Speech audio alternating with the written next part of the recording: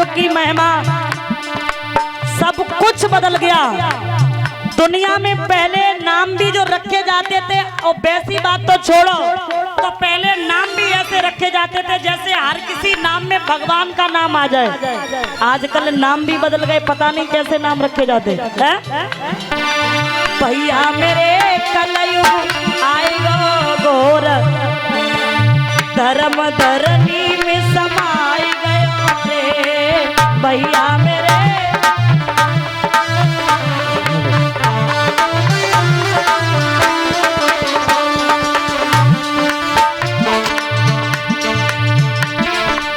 जो कहूँ आई जाई बहू को भैया, जो कहूँ आई जाई बहू को भैया।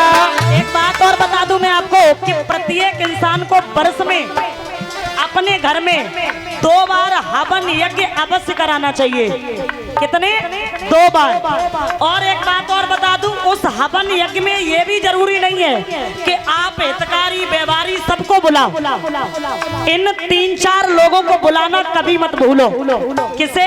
एक संत, गुरु और मान पक्ष के लोग, इनको बुलाना कभी मत भूलो। और ये भी बता दूं कि जब ये आए आप भोजन खिलाओ, दक्षिणा देना भी मत भूलो।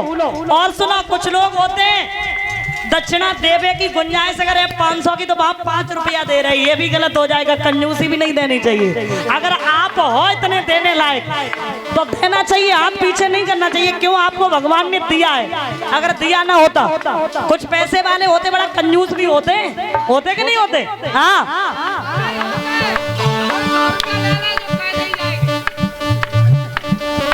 तो ध्यान देना। सुने महाराज, सवेरे 100 रुपया ले ले जो तुम्हें जो शिकायत कर दे या कंजूस होते त्या पीछे ही बैठे, तो ध्यान देना। लेकिन आजकल क्या है, अगर घर में कुछ होता है तो लड़का मान पक्ष के लोगों से फोन नहीं करता है, नहीं करता है ना। सबसे पहले अपनी ससुराल में फोन करिए, सारी और सराजन आए जाइयो। और मान पक्ष के लोग आए, चाहे 10 रुपया ना दे जाए, और सारी की कुंडल के पीछे चाहे भैंसियों बिछ जाए, कोई दिक्कत ना है।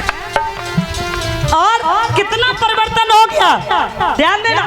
अगर लड़का की शादी हुई तो शादी हो नहीं पाई, 4-5 दिन हुए, चल दिए चलो घूमने चलेंगे, कहीं कश्मीर, कहीं नैनीताल, कहीं मंसूरी। एक बात मैं आपको संदेश दे दूं, अगर आपकी शादी होती है तो आप कहीं घूमने मत जाओ। अगर जाना है तो भगवान के दरबार में जाओ। सबसे पहले जाकर के प्रार्थना करो, प्रभु मैं जीवन की एक नई शुरुआत कर रहे हैं, आप अपना हाथ मेरे ऊपर बनाए रखना। लेकिन कौन समझाए लोगों को?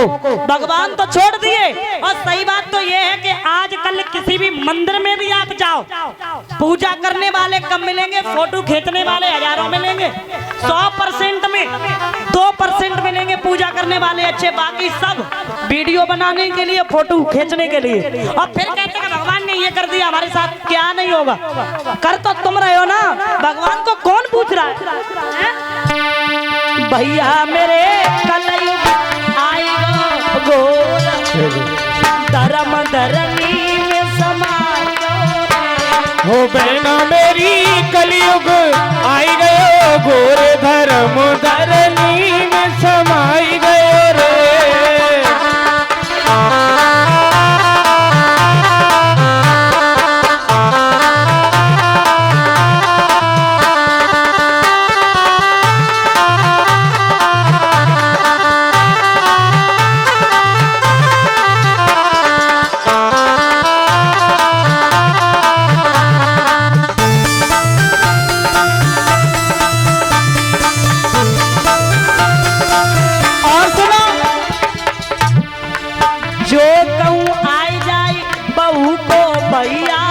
जो कहूँ आई जाई बहू को भैया, घर में तुरंत धरे करैया, बहना भज के धरे करैया।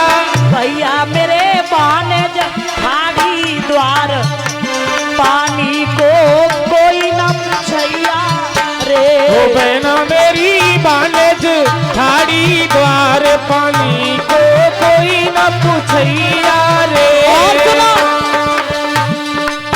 आज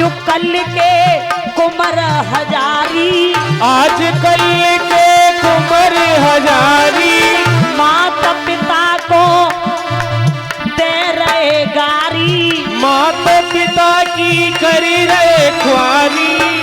आजकल के नौजवान भाई शादी होने के बाद, बीवी आने के बाद मम्मी पापा तो पड़ोसी भी नहीं रहे। सच है कि नहीं है?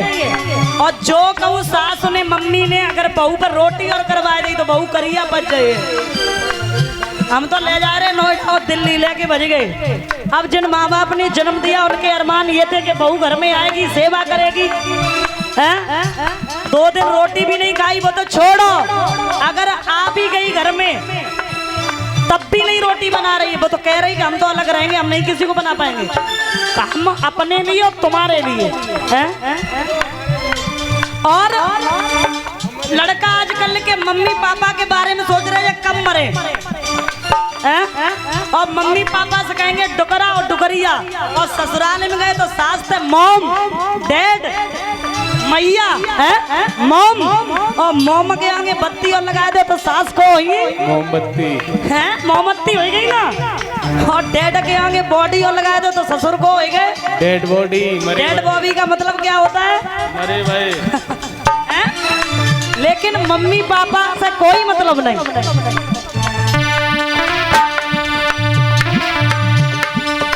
भैया मेरे जो आए जाए सास तो मम्मी के बुलाती रे। हो बहना मेरी जो कहूँ आए जाए ससुर तो डैडी कहेगी बुलावी।